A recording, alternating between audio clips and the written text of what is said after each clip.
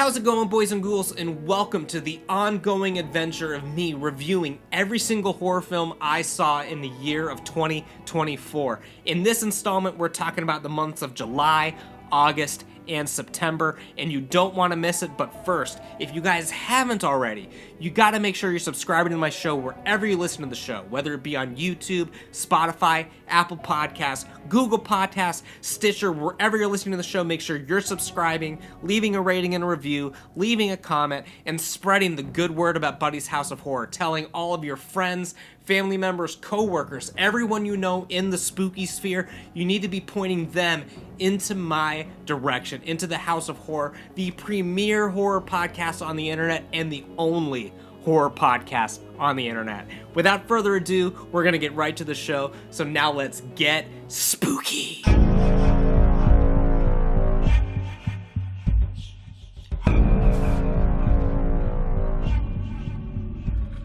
Alright, boys and ghouls, you already know what it is. It's time to continue the ongoing epic saga. A saga and a tale as old as time and a song as old as rhyme.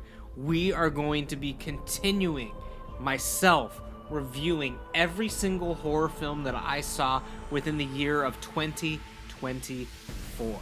And we're going to get right to it right here and right now, coming at you with the month of July. This is actually going to be a pretty brisk month of the month of July. I did not watch as many horror films in July as I did in August. August, September, October, those months are going to be a little bit of a pain to get through for myself. There's a lot of stuff to cover within those months. But as far as July goes, it's going to be a quick, crisp, and tender month. Starting off with Ty West's 2009 classic, The House of the Devil. Talk on the phone, finish your homework, watch TV, die. A young college student who's struggling financially takes a strange babysitting job which coincides with a full lunar eclipse. She slowly realizes her clients harbor a terrifying secret, putting her life in mortal danger. Wow, I'm stumbling over my words already, and this is the first film. We're in for a long fucking show today, guys. The House of the Devil was a film that I really wanted to rewatch. I've been wanting to rewatch it for the past few years. I finally did it. I saw it back around when it first came out. If it was not in 2009, it was in 2010. Because I remember exactly where I was at the time I was watching it. And at that time, I would only be at that person's house in 2009 or 2010 watching this film. So, that's when I knew I watched it. But I did not realize at the time that it was a new release. Because this looked like a straight up 80s film. I thought that it was a film that was much older than it actually was. And it was just something we were, crossing off the list. I didn't realize that this was something they were bringing to the table that was brand new. So, I was finally able to watch it for the first time, knowing that it was a new film shot in an older style. First time I watched it, I genuinely thought it was an older film and was perplexed to find out it was basically a new release. What did I think of House of the Devil? Because I have thought about it with fond memories for all of these years as a film that was great. Miles always sings its praises that it's great. Jared notoriously watched it a few years ago and said it was absolutely abysmal. So I didn't know what to think because Miles loves to over-exaggerate how great everything is. Jared despises everything. But granted, Jared did watch this film during a Halloween party on his phone in someone's bedroom because he just needed to cross it off his list. So he did not have a prime viewing experience of this. So we had two spectrums. We had Jared's 1.5 minimum star, and then we had Miles's 12 stars. I gave it a 3. It's good. It's solid. I like it. I would watch it again. I love the style of it, obviously. Could be a little bit more entertaining all the way throughout. But for me, it's a good, solid watch. Not my favorite Ty West, but it's definitely not his worst. I definitely think this is better than Innkeepers, but not as good as the X films would get. But it's pretty solid. Pretty solid, House of the Devil. Speaking of Ty West, 2 days later, in theaters his new release, one of my favorite films of last year, Maxine. Hollywood is a killer. In 1980s Hollywood, adult film star and aspiring actress Maxine Minks finally gets her big break. But as a mysterious killer stalks the starlets of Hollywood, a trail of blood threatens to reveal her sinister past. I like this film. I don't know where I would put it when I'm ranking the franchise. I still don't think it's as good as X, but it might be better than Pearl. But I think they're all pretty much almost equally enjoyable for me, at least. The gore in this is insane. I love the ending of this film. It's not a horror film all the way through. It's got a bunch of moments of comedy. It's got some suspense. It's got some true crime in there. But in its essence, this is a horror franchise, so it does have some pretty horrific moments in it. I love Maxine as a character. I think this film's a lot of fun. I don't know what people were really expecting with this film. A lot of people did not like this film at all, and I don't know why. Like, I don't know what they thought they were going to be getting out of this film, but for me, I thought it was pretty damn solid.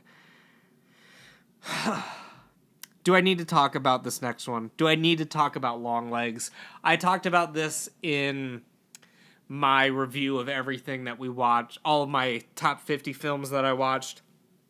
One of the most memorable and legendary movie theater experiences of my entire life. Jared going absolutely ballistic about this film.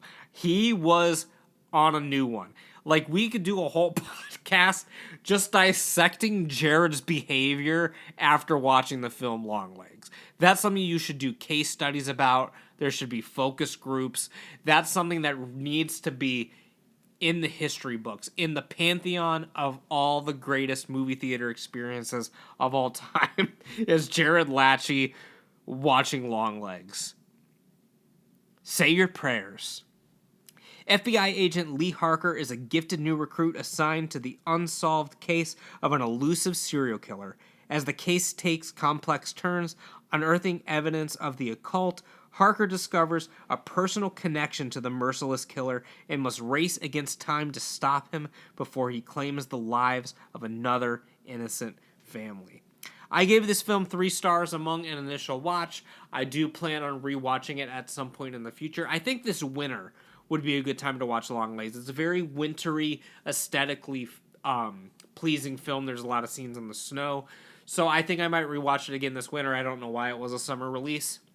I think it'd be good. This would have been a good, like, November-ish movie to have come out last year. I can't remember a lot of horror films that were coming out around November. But Longlegs, as a character, is the spitting image of Miles.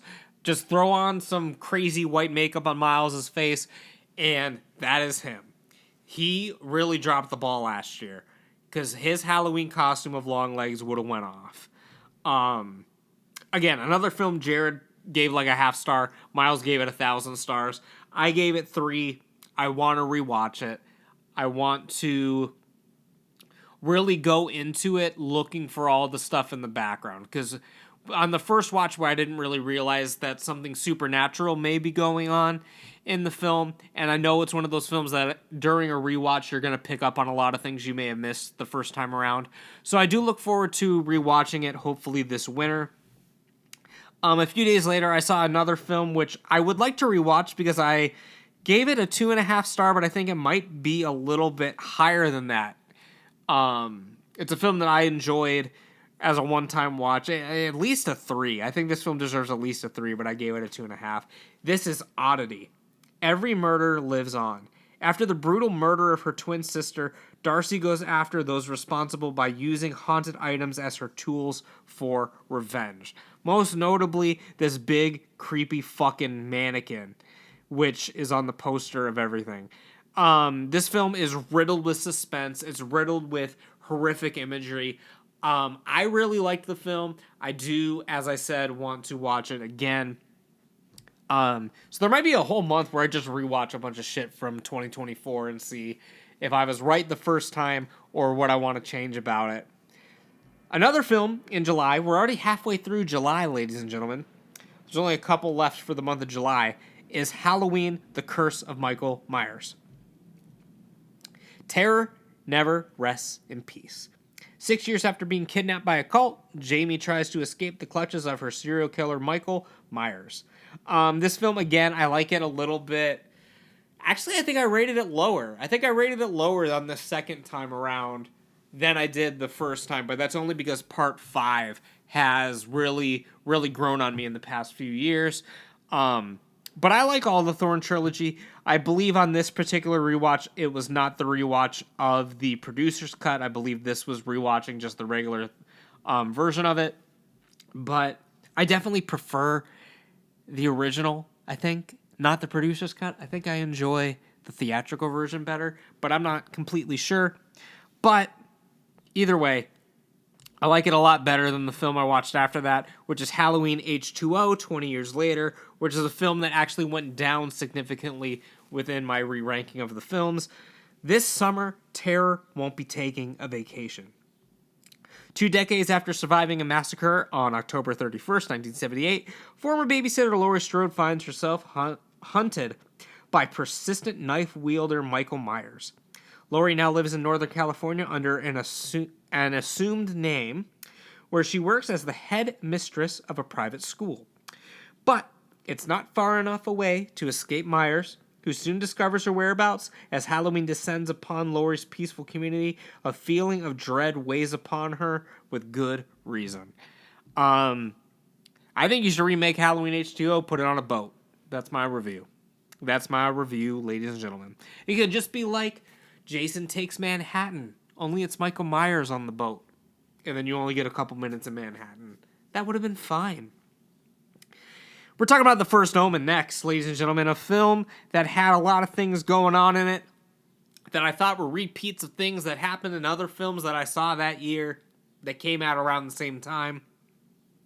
So although I do like a lot of things in this film, I do think it was a little bit of a tired format for 2024. I think 2024 had a little bit of cliche sprinkled into all the scripts. I think a lot of these films about possession and devil worshipping and Jesus films of this year, they all had their hands in the pot and they were just adding a few different ingredients once they put it on their plate. Someone put the hot chili flakes on it. Someone wanted it just a little bit of salt and pepper. Someone wanted it just plain, no seasoning at all.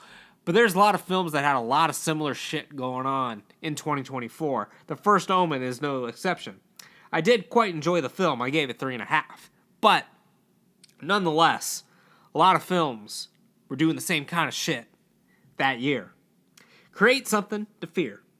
When a young American woman is sent to Rome to begin a life of service to the church, she encounters a darkness that causes her to question her own faith and uncovers a terrifying conspiracy that hopes to bring about the birth of evil incarnate.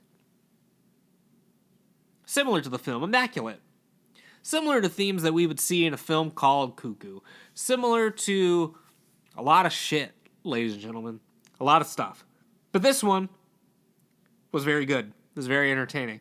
It was not very unpredictable. I will say that. But it was good. It was good. I've never been the biggest Omen film franchise fan.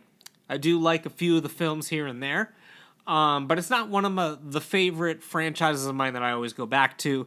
But it does have a couple standouts. And this film I thought was a worthy contender as one of the great films in that franchise.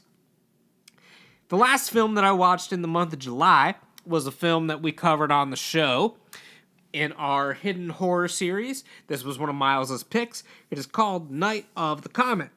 They came, they shopped, they saved the world. After a comet wipes out most of the Earth, 2 Valley girls find themselves fighting against cannibal zombies and a sinister group of scientists. I gave it 2.5. This film is a film that doesn't know what it wants to be, ladies and gentlemen. Is it for kids? Is it for adults? Is it for people that are not easily bored? Is it for people who want to fall asleep during films? This film had a lot going for it. I don't think it's the most entertaining film from beginning to end. There's a lot more they could have done with this. And there's a lot more they should have done with this if they would have went one way or the other.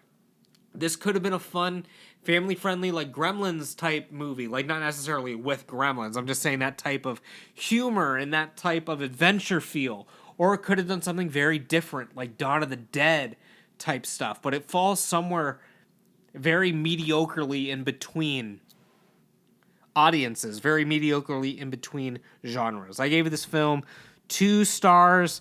I think I bumped it up to 2.5 after I thought about it, just to kind of, I felt bad for it in a little bit of ways. But we did a whole episode about this film, Night of the Comet. So you should go check out our full review of Night of the Comet. And we're going to start getting into the nitty gritty of August. August was a big month for me of shit I was watching. August was a huge month of stuff that I was watching. So, we're going to get right into it with the film Trap, which was one of the shittiest fucking movies I saw last year. 30,000 fans, 300 cops, 1 serial killer, no escape. A father and his teen daughter attend a pop concert where they realize they're the center of a dark and sinister event. I liked the concept of this film. I liked the plot of this film. But just an execution and an entertainment value, it fell flat on so many different ways. The film felt like a vehicle for getting M. Night Shyamalan's niece or whatever it was as the pop star over. But I haven't heard anything about her since. She hasn't released a single or anything, so it hasn't worked out too much for them.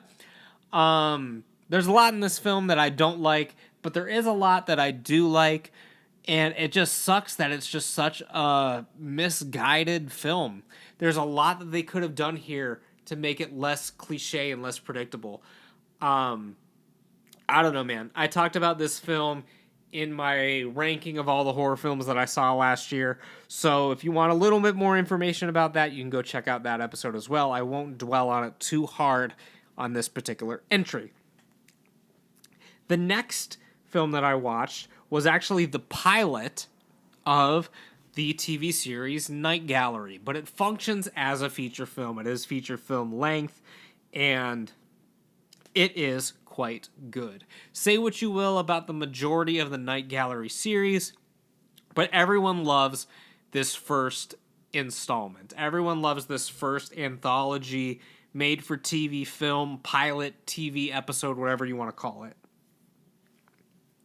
This anthology telefilm aired on NBC on November 8th, 1969, and tells 3 strange tales. The Cemetery, directed by Boris Sagal, Eyes, directed by Steven Spielberg, you may or may not have heard of him, and The Escape Route, directed by Barry Shear. This film also serves as a backdoor pilot for the TV series of the same name, which premiered on December 16th, 1970. That is our Letterboxd description.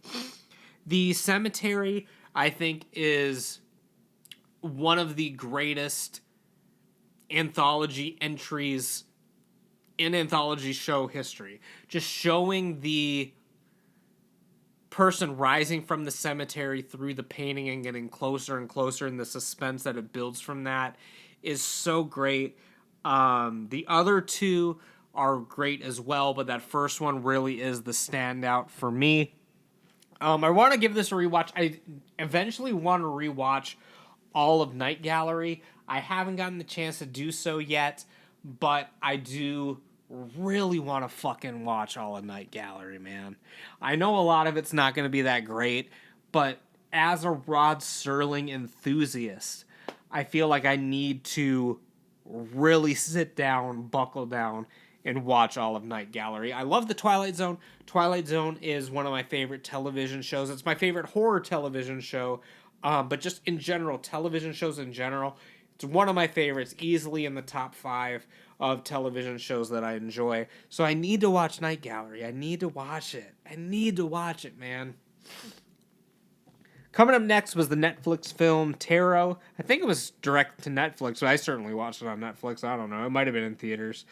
Your fate is in the cards. When a group of friends recklessly violate the sacred rule of tarot readings, they unknowingly unleash an unspeakable evil tapped within the evil, accursed cards. One by one, they come face to face with fate and end up in a race against death. The only thing I remember about this film is that it had some pretty cool creature designs, and a few of the characters were wacky. It reminded me a lot about what they were trying to do. Well, Talk to Me did it good, and Taro tried to like rip off a lot of the elements within this. All I remember is some of the creature designs in Taro were pretty cool. Other than that, probably just stay away from this film. Just like you should definitely stay away from the next film that I watched, which was Halloween Resurrection. From 2002, Evil Finds Its Way Home. Reality programmers at Dangertainment select a group of thrill-seeking teenagers to spend one night in the childhood home of serial killer Michael Myers. Their planned live broadcast turns deadly when Michael decides to crash the party. Universally recognized as one of the worst in the franchise. I do appreciate they tried to do something a little different. I don't appreciate what they did to Laurie Strode. I don't appreciate what they did to Michael Myers in general, making a mockery of him. I don't like this film. It's got some funny things in it. It's definitely entertaining at times, but definitely not one for the die-hard fan. Just like the next film that I watched, Halloween from 2007, directed by Robert Zombie. Evil has a destiny. The early years of young Michael Myers and the events leading up to his fateful Halloween night murder rampage in the quiet town of Haddonfield, Illinois. There is a great film within Halloween 2007, but they didn't explore it enough. I'm not necessarily interested in Michael's screwed up childhood. I don't want to know what happens to him before he goes in the asylum. I didn't want them to explain why he does what he does. What I was interested in was all the scenes of him in the asylum with Loomis. That is easily one of the best parts of the film, but they don't explore it that much. That would have been a great film, guys. Just really exploring him as a child. He doesn't need to speak. He doesn't need to do whatever. Just explore this side of Michael. I don't want you to explain how he got there, but I want to see a new side of him that I haven't seen before. This film is just questionable in so many ways. A lot of people don't like towards the end when it starts becoming a shot-by-shot remake of Halloween. I was welcoming it at this point when I was watching it, because the stuff from the beginning was just so laughably and egregiously bad that when I got to that middle section, I had a gleam of hope, but then it was over before I knew it. In the ending, at least I knew when it was shot-for-shot remaking Halloween, I knew that it was going to be fun and gory, and I could just shut my brain off and leave it at the door. But holy shit, guys. This film was a mixed bag. This film was a really, really, really mixed bag. Just like a film I alluded to a little bit earlier, Cuckoo. Fear its call. After reluctantly moving to the German Alps with her father and his new family, Gretchen discovers that their new town hides sinister secrets, as she's plagued by strange noises and frightening visions of a woman pursuing her. There were so many things in Cuckoo that I liked, and then it just got so cliche and stupid. There were so many things in this film that I liked. This film is another one that maybe a few years from now I can give it a rewatch and find some more things about it that I like. But I was just sort of burnt out at this point. I was really burnt out on films like this at this point. And it's got some talent behind it. I can tell that the director knew what he was doing. Hunter Schafer is a bona fide star. Like, Hunter Schafer is going to be huge. I hope that they cast her as Zelda in the Legend of Zelda film. I don't know if by the time this comes out, if that film is even still relevant anymore, if they're still doing it. Maybe they have announced that she is officially cast, but I hope they do, because she's so talented in this film. And I don't know, dude. I would love to remake Cuckoo and take a lot of the cliches away from it, but who's to say? On to the next. Finally watched Bodies, boys and girls. Finally watched it. It came out a couple years ago. Finally watched it. It had its moments, but overall, I thought it was fairly okay. It was very mid film. 2.5 stars. It had some cool stuff. I did not anticipate the ending whatsoever. But Bodies, Bodies, Bodies, this is not a safe space.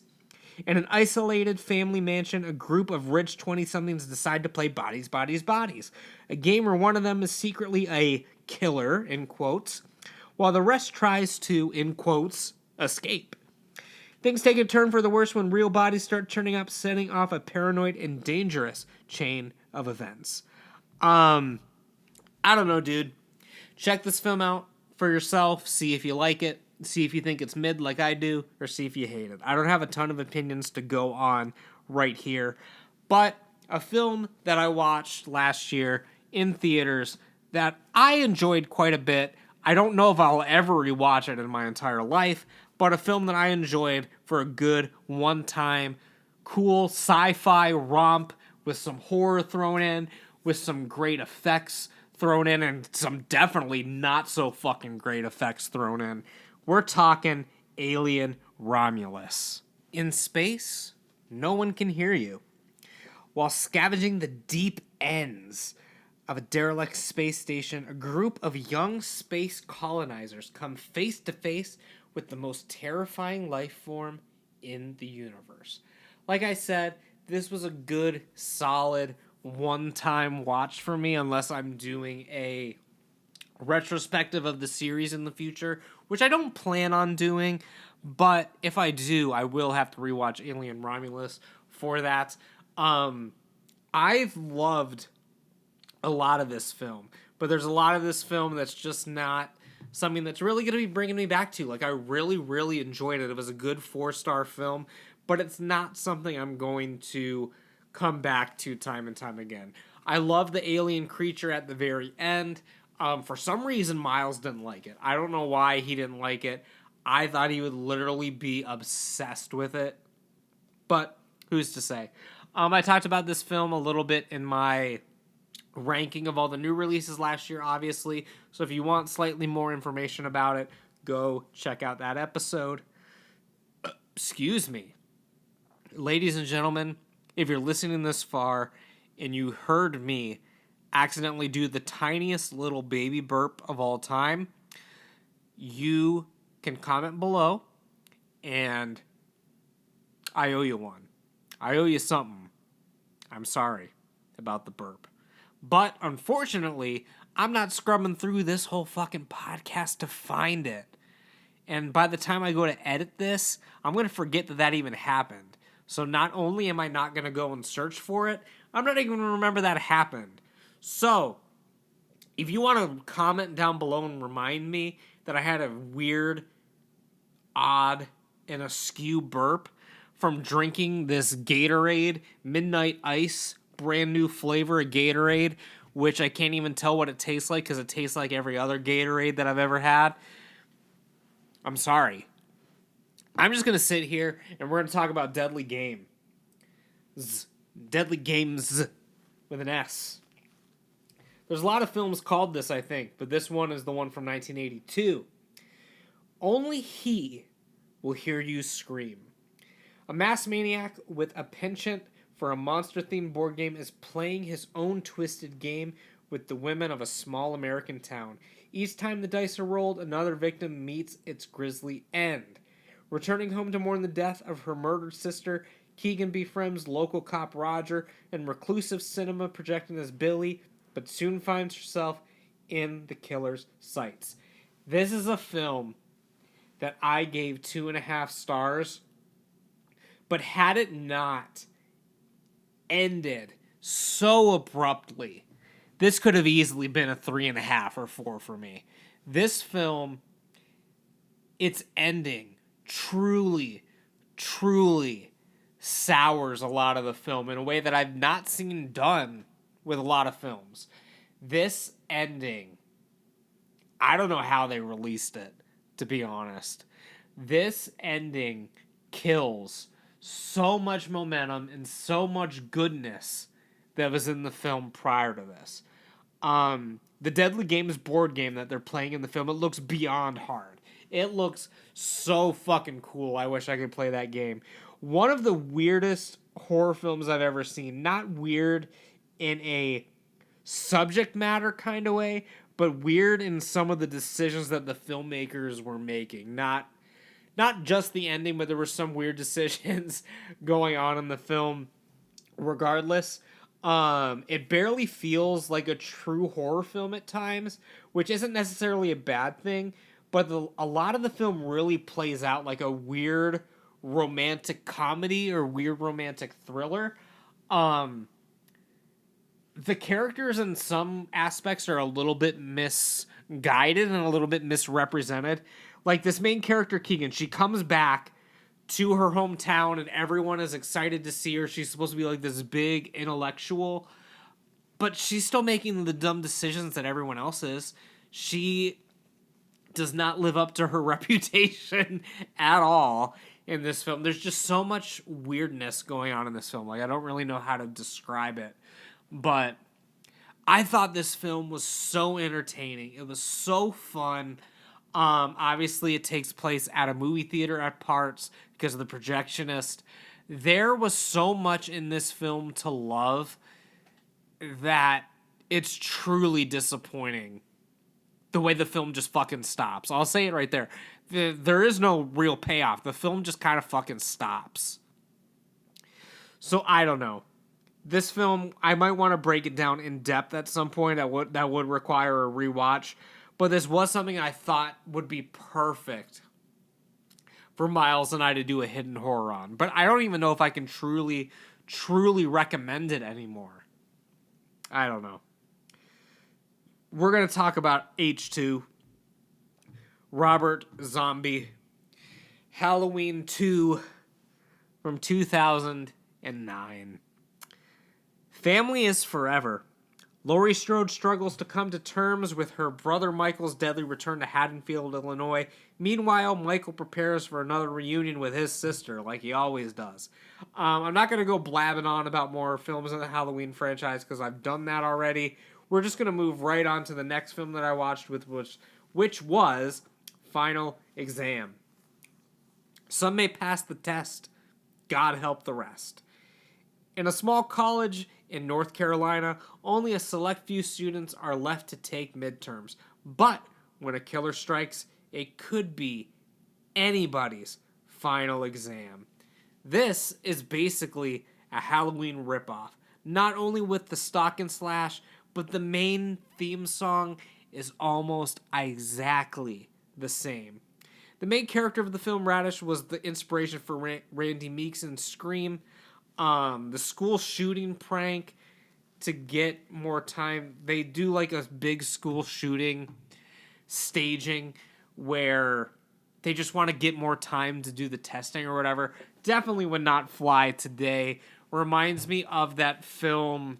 I forget what it was. Either like Fright House or something where they stage like someone committing suicide in the school. Just something that like you would never ever see in a film today. As far as the film itself goes, like it's a good one-time watch. It's not something I'm going to be revisiting ever again unless there were a lot of people who wanted to watch it, like we were in a group. This is a film that when Jared was on his Rewind or Die kick, he gave this quite the lengthy review on Letterboxd. So if you're interested, follow my dude. Follow my dude Jared, because you can see him reviewing all kinds of shit. If you look at his Rewind or Die era of filmmaking, he types up like these big long reviews of it. So I'm not going to read his review of Final Exam, but you should go read it. We watched a film with my wife and I. We watched a film called Aquaslash, which was one of those films that was probably direct to Sci-Fi Channel or something stupid, and it definitely feels like it had little to no effort into it. Aquaslash. Blood is slicker than water. Thrills, chills, and screwball comedy meet tiny bikinis and gory dismemberment in this chlorine and blood-drenched murder mystery. This film is borderline unwatchable. There is some of the worst humor ever. in the film. Some of the worst acting ever, some of the worst direction, some of the worst writing. And spoiler alert for a film that you are never going to watch and never should watch. Like, literally, like, all the kills just happen at the end where they go down the slide and get slashed up because they put a bunch of fucking knives at the end of the slide or whatever the fuck they did. I don't even remember. But, not great. Did not enjoy Aqua Slash one bit, ladies and gentlemen. Not at all. Watched another film called Influencer right after. This was another summertime-ish movie. We were in a summertime movie kick. This one was a bit better. Be careful who you follow. When struggling on a solo backpacking trip in Thailand, social media influencer Madison meets CW, who travels with ease and shows her a more uninhibited way of living. But CW's interest in her takes a darker turn. There was a lot in this film that I liked. I was surprisingly gripped by this film. I thought it was a lot more entertaining and good than it had any reason to be. I do recommend it. Check out Influencer. I'm going to keep blowing by these a little bit quickly until they're a film I really need to start dissecting. But I don't have as much to say about Influencer. I might have a little bit more to say about this film called Stream, which was brought to us by the same team that brought us the Terrifier franchise. Blood on the ground, points on the board. As the Keenans try to bring their family closer together, they unwillingly enter themselves into a game of life or death. With 4 deranged killers patrolling the halls of the hotel and competing for the most creative kills, the odds are definitely stacked against them. I thought there was a lot of fun in this movie, which was surprising to say. I did not think that this film was going to be that great going into it, but I enjoyed it a lot more than I thought I was going to. Normally with these like indie releases that have like one showing or whatever that Miles drags me to, they're normally not that great, but this film did have a lot of funny moments in it, and it didn't necessarily have any scary or suspenseful moments in my opinion, but it was very, very entertaining to watch. It's loaded with cameos. It's got your boy Tony Todd in it. Rest in peace to the GOAT. It had David Howard Thornton in it, who of course is Art the Clown. Has Jeffrey Combs in it. Has fucking... Why is his name escaping me right now? Tim Curry is in it. That's who I was trying to think of. But this film is a lot of fun. This film's a lot of fun. It's definitely a good, solid, one-time watch. They made some questionable decisions in it. Like, I wish this studio, because they've made a lot of films that aren't necessarily great. Like, I wish they would put a lot of their effort and budgets into, like, 1 or 2 really good films besides the Terrifier franchise instead of making a lot of ones that aren't so great. Like, I wish that they would spend just, like, a little bit more money on some of these smaller releases. But, I don't know. Stream was good. I would watch it again at some point in my life. Same with the David Gordon Green Halloween, but I do think it'll be a while before I rewatch it. But I rewatch it at some point. Face Your Fate. Laurie Strode comes to the final confrontation with Michael Myers, allegedly. Obviously, they made more after this. The masked figure who has haunted her since she narrowly escaped the killing spree on Halloween night 4 decades ago. This one went way down in my ranking for the films of that year. I mean, not that year. Of the Halloween films that I watched. But the less said about that, the better, because I'd rather you guys watch all that Halloween content that I put out last year. Put a lot of work into it. Strange Darling is the next film that I watched. Love Hurts. Nothing is what it seems when a twisted one-night stand spirals into a serial killer's vicious murder spree. I really enjoyed this film. I don't know why a lot of people didn't like this film. I thought this film was great. Right from the opening of the film, it literally says, shot on 35 millimeter. And I popped, started clapping in the theater. No, I didn't actually do that. But I thought the film was good. It kept me guessing. I did not see a lot of the twists coming. The opening chase scene and some of the threatening moments of this are genuinely horrifying. It's a film that keeps you guessing on who you're supposed to be rooting for. My biggest critique is it needs more of those fucking weird squatchers. It needs more of those conspiracy theorist people who lived out in the woods. Oh, you guys could have done like a whole movie just based right off of that, guys. You really dropped the ball with that. Coming up next was one of the worst of the year, ladies and gentlemen. Bill Skarsgård was in my favorite film of last year and one of the bottom tier, bottom of the barrel films that I watched, which was The Crow. True love never dies. Soulmates Eric and Shelley are brutally murdered when the demons of her dark past catch up with them. Given the chance to save his true love by sacrificing himself, Eric sets out to seek merciless revenge on their killers, traversing the worlds of the living and of the dead to put the wrong things right. Jesus, this film was not great. Jesus, I did not like this film. I don't even want to talk about it. I don't even want to talk about The Crow. So I'm not gonna, because this is my show, and I do what I feel like I'm doing. I'm going to skip over this next film a little bit too, but I will bring up that I watched The Night Stalker again. I believe I watched this with Miles. For this, he was watching it for the first time. Wisecracking reporter Carl Kolchak investigates a string of murders in Las Vegas and suspects the culprit is a vampire. His editor thinks he's crazy, and the police think he's a nuisance, as Kolchak takes matters into his own hands. One of my favorite films ever. So I'm not going to talk about it here because I've talked about it so many fucking times. I'm going to continue to talk about it. I don't need to talk about it in the ongoing saga of every film that I saw in a year. It just take up more time. We can talk about Deadbeat at Dawn, Miles's favorite movie ever.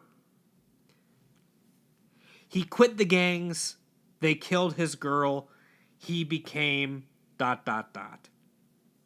Goose leaves the gang behind after pleas with his girlfriend, but it isn't long before he's pulled back into the world of violence. If you are able to get this film, if you are able to watch this film on home video, on a DVD, you don't even need to watch the film.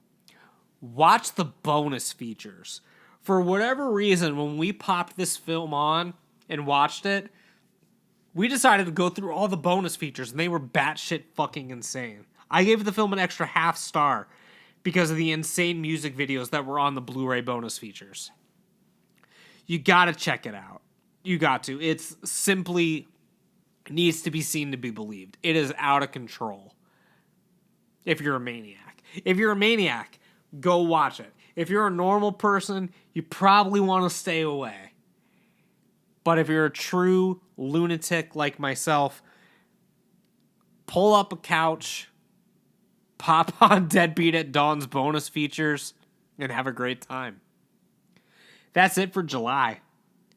Well, that's it for August. I'm sorry. I said July was the short month, and August was the long month. We're moving into September, which I watched a lot of films in. I'm not sure if exactly all of them are horror. We're going to figure that out as we go through. But that is the end of August. So we're going to start September right here and right now. Are you tired of plain old breakfast? Cereal is not sugary enough? Are you tired of burnt pancakes and waffles? Then you need Slapjacks! The slap against your face and cause a chemical reaction to heat up! No cooking required, just slap and eat. Don't believe us? Here's a satisfied customer! Slapjacks are the best breakfast food ever made. Slapjacks, slap those smiles back. You heard it here, kids. Slapjack saves lives. Order at www.slapjacks.com. Starting off on the 3rd of September was one of my favorite nights that I had that year of watching films. Not necessarily with the films chosen, but just it was a good time. It was a good theme that we had going on. Me and Midnight Miles. What the hell did I say? Midnight Miles. Me and Midnight Miles, the Midnight Mandroid, did a werewolf double feature. A Werewolf Wednesday. I want to believe it was a Wednesday. Even if it wasn't a Wednesday, in my mind, it had to be a Wednesday, a fictional Wednesday, if not a real one, where we watched 2 werewolf films back to back. The Beast Must Die from 1974 was the first on the list. One of these 8 people will turn into a werewolf. Can you guess who it is when we stop the film for the werewolf break? See it, solve it, but don't tell. Wealthy big game hunter Tom Newcliffe has tracked and killed practically every type of animal in the world, but one creature still evades him, the biggest game of all, a werewolf. This film is just campy 70s fun. I thought this film was a blast. It's not necessarily the greatest film throughout. I only gave it 2.5 stars. I had to give it a fair rating. But this film was very unique in which it does have what's called the werewolf break, where the film kind of plays out like the film Clue, or like if you're playing the game Clue, where you're trying to figure out who the werewolf is. It's all these rich aristocrats in a house, and it has a werewolf break where it gives you time to guess who you think the werewolf is before the reveal, and it presents you with evidence, things of that nature. So it was very, very unique. I would rewatch The Beast Must Die at some point in the future. Perhaps if we do like a big werewolf marathon, this one would fit right in with that. Coming up with the next film, which was one of my most anticipated films to watch. I had been planning on watching this film with Miles for years, basically. I mean, he brought it over several years ago and said we were going to watch it, but we never got around to watching it. So finally, when we did, it was a big check mark off the box for me. And this is The Werewolf in a Girl's Dormitory from 1961. A new high in horror. The new science teacher, Dr. Julian Olcott, with a mysterious past, arrives in an institution boarding school for troubled girls.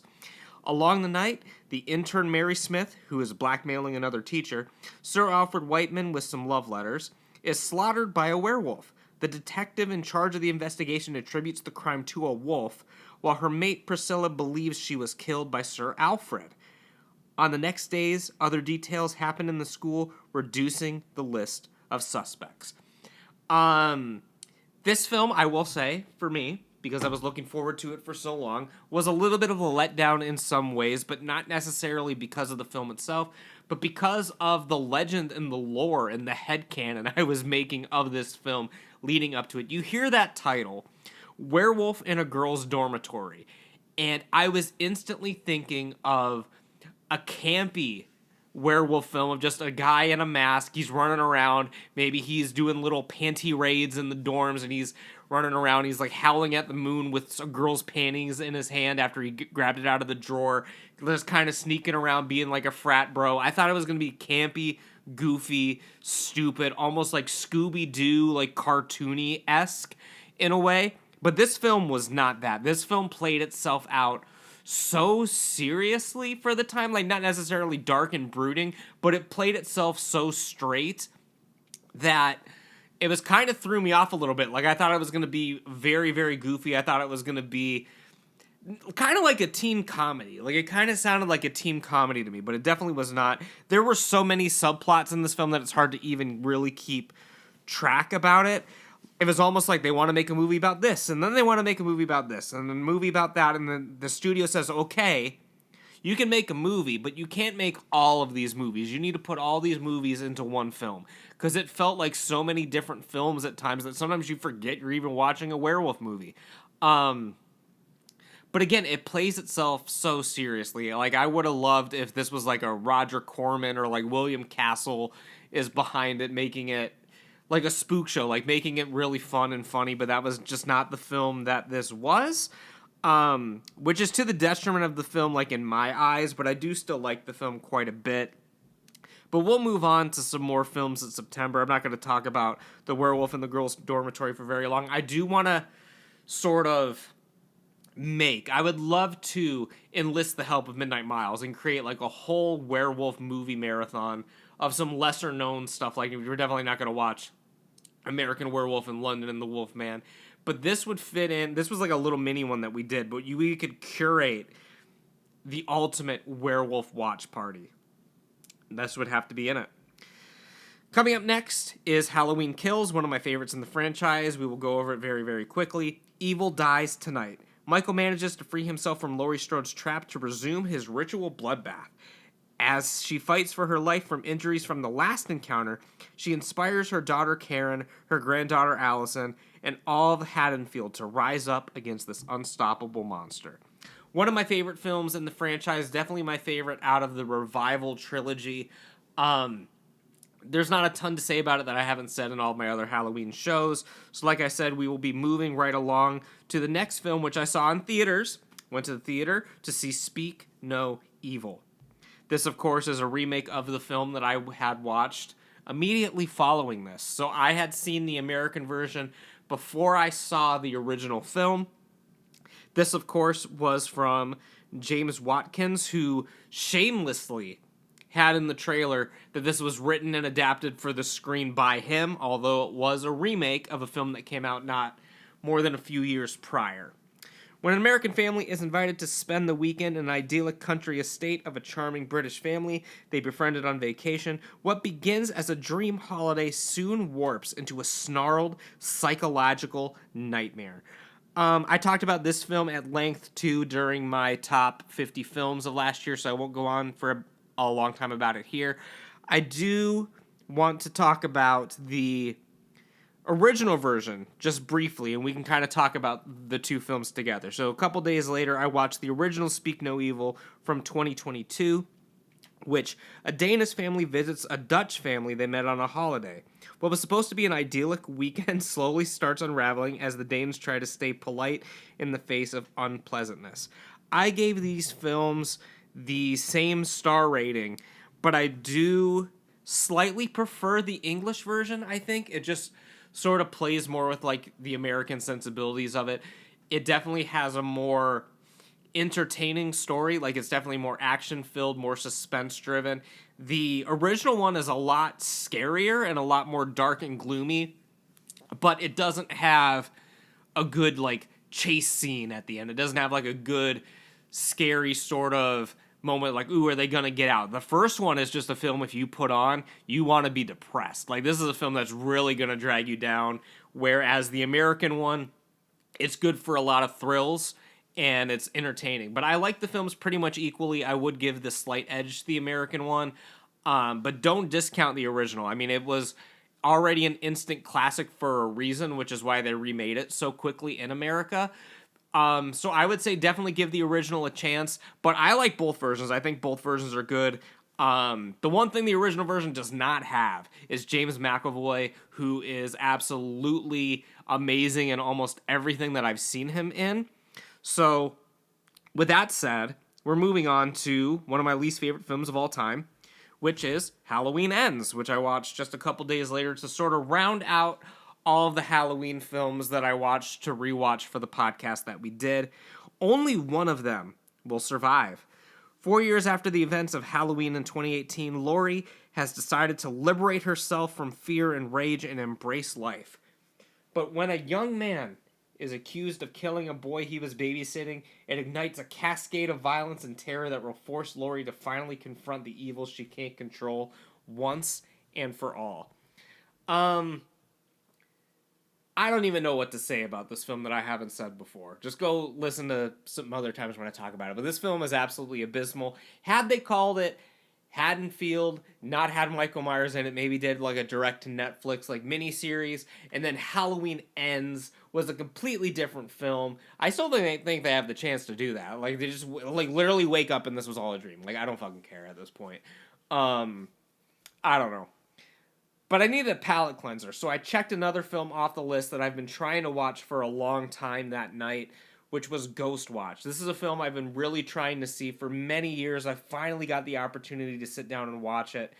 And what it is it's basically, it's a found footage film, similar in the vein of, you know, like Late Night with the Devil, and this was an actual late night show that they did. This was something that was very, very real and on the air, but it was done in a found footage style. So it was the Late Night of the Devil of its time. It was the WNUF Halloween special of its time.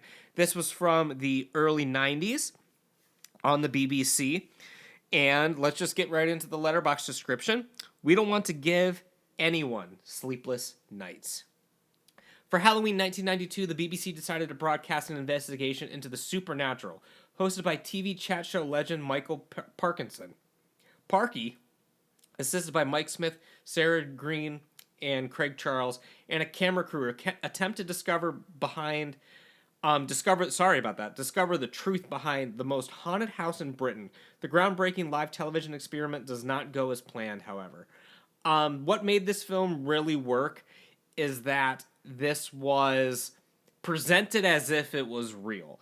So it was obviously not real, very, very obviously not real. And I believe that they had at the beginning, before the broadcast, they sort of broadcasted what they were going to be doing was fiction, but it was sort of a War of the Worlds scenario. Like, it kind of, people who were tuning in late may have thought that it was real because it was presented in such a realistic fashion. This is one I want to rewatch at some point in the future. I don't think I was 100% in the right state of mind to be watching this. But I did give it 3 stars. I do acknowledge how good that it was, but it wasn't something I was truly, truly invested in as I was watching it. And I was slightly angry because I rewatched it almost immediately following Halloween Ends. So this is one I would love to pop on at night in October, just sort of watch it as if it was originally intended, like watch it as if it was actually being broadcast. I think that's the perfect way to watch it. So I do plan on rewatching it in the future. Now, we're going to be talking about Abigail. Abigail is a film that I wanted to see in theaters, didn't get the chance to see it, but it was a Peacock exclusive, so I was able to watch it. I was able to watch it on Peacock. It had Swan Lake in the film as well, which is something that kind of makes you think about what you're not watching. Whenever there's Swan Lake in a film, it makes me think, oh, this could be Dracula that I'm watching, but it certainly was not Dracula. I rated this film sort of like midway through the list of the films that I saw in 2025. So I don't have strong opinions about it either way. I do think it was a fun one-time watch. But let's see what Letterboxd has to say. Children can be such monsters. A group of criminals kidnap a teenage ballet dancer, the daughter of a notorious gang leader, in order to obtain a ransom of $50 million. But over time, they discover that she is not just an ordinary girl. After the kidnappers begin to diminish one by one, they discover, to the increasing horror, that they are locked inside with no normal little girl. A lot of people are displeased with the marketing of this film because it revealed that she was a vampire too early on in the marketing. Which to me, it didn't really matter to me too much, but I don't know. I think the film's kind of mid. It has some funny moments in it. It kept me entertained throughout. But it's not something I am going to find myself rewatching. The next film, however, is a film that I did rewatch to do a review about it, because everyone seemed to have liked this film, and I did not like it. So I wanted to give it a second chance, and that was VHS 85. Unveiled through a made-for-TV documentary, 5 chilling tales of found-footage horror emerged to take viewers on a gore-filled journey through the grim underbelly of the forgotten 1980s. This film, I was perplexed, because I watched it and I thought it was not great. My friends watched it, and Jared, of course, thought it was not great. But Miles and everybody I seemed to talk to outside of my friend group, and everybody on Letterboxd, was praising this film. And I just didn't get it. I thought it was one of the weaker films in the franchise. And then after rewatching it, I sort of felt the same way. I did a full review of this from last year, so definitely go check out my review of VHS 1985.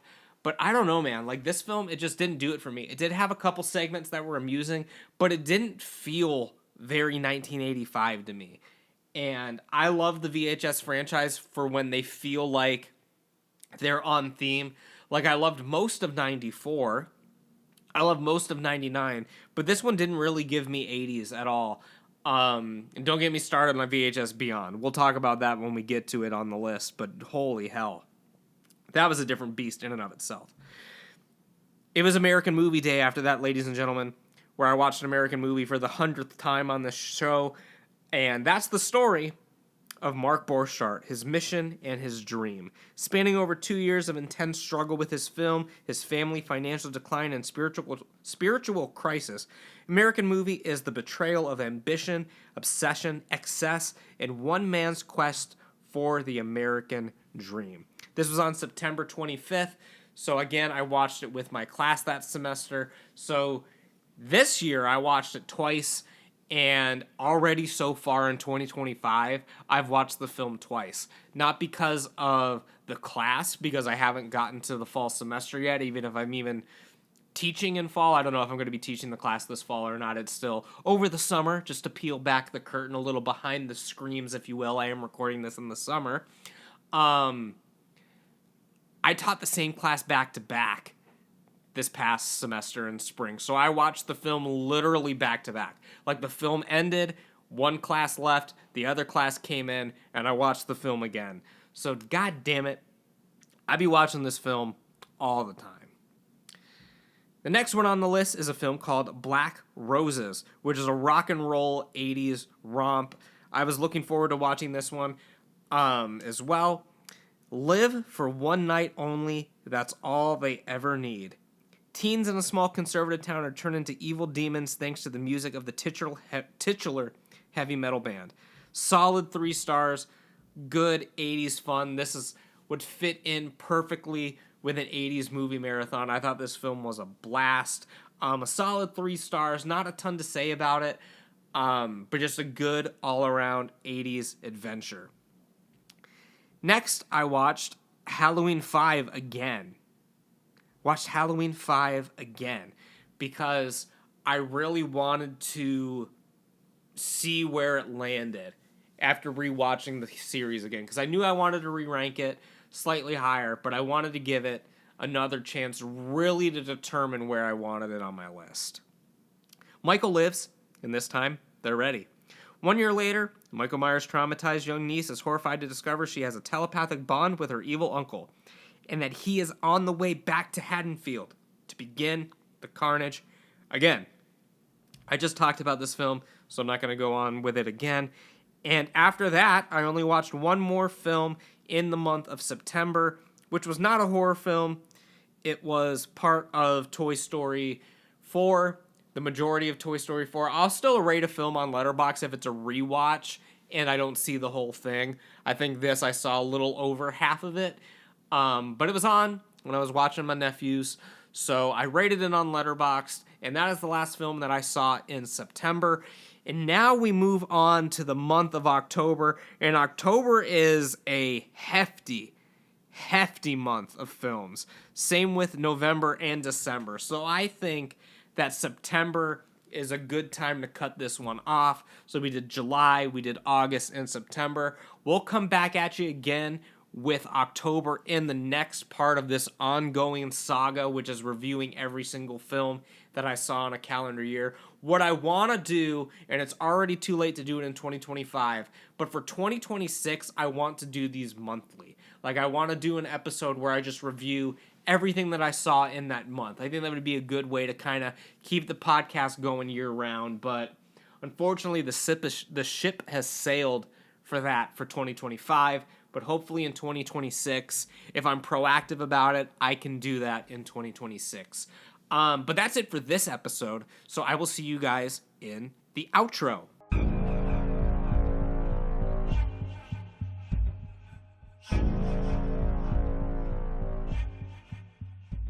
That's about it for this time, guys. I hope you enjoyed me blabbing about every film that I saw in 2024 yet again. If you haven't already, please make sure you're subscribing to the show wherever you're listening to the show, whether it be Apple Podcasts, Google Podcasts, Spotify, wherever you're at. Leave me a rating, a review, a follow, and I'll see you guys back here again very, very soon for another episode of the show coming at you very quickly in your life. So with that, take care and stay spooky.